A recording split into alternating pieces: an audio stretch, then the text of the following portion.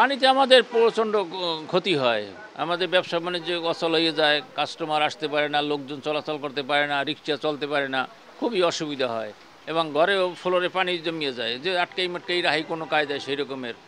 এখন তো দুর্ভোগ, চরম দুর্ভোগ। এগুলো রাস্তাঘাট উন্নয়ন দরকার, ড্রেনগুলো ড্রেসিং করা দরকার, যে পানির জন্য নামিয়ে যেতে পারে এই ধরনের ব্যবস্থা করা দরকার।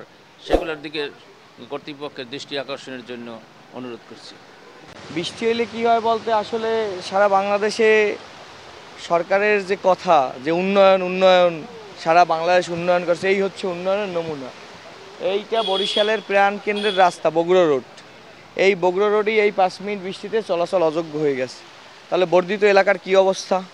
কোনো ড্রেনেজ ব্যবস্থার সঠিক নিয়ম নাই, যেইভাবে মনে চাইছে সেইভাবে টেন্ডার পাস করে সেইভাবে করছে, লুটতরাজের একটা আখড়া।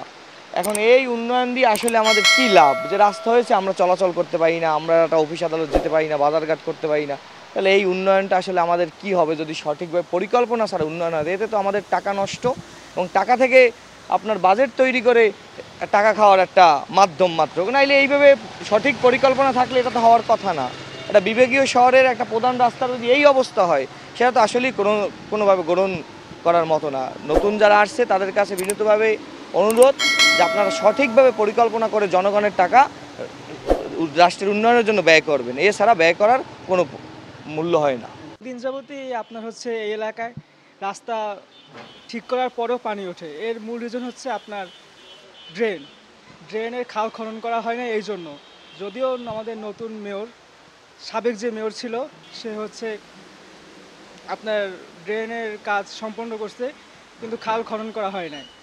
বৃষ্টির কারণে একটু অল্প পানি উঠলেই এই এলাকায় একদম ভরে যায়।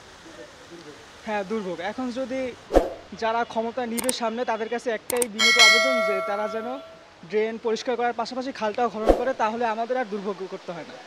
স্যার দেখেন না, সব বরিশালের রাস্তাঘাট ডুববে, মগো বিবিসিএল মোটর টোটর সব যাইতেছে নষ্ট হয়ে, কোনো ড্রেন পরিষ্কার নেই, কিছু নেই, পানি নামতারে না, জলবদ্ধ হয়ে দেন কোন হুমান পানি আটটারে না, মানুষ চলতারে না, খাইতারে না, আমার মোটর নষ্ট হয়ে যাইতেছে, যাত্রী নেই, পানিতে ঘর দিয়ে মানুষ নামতারে না, ঘর বাড়ি রয়েছে ডুববে, ইনকাম নাই আমাকে।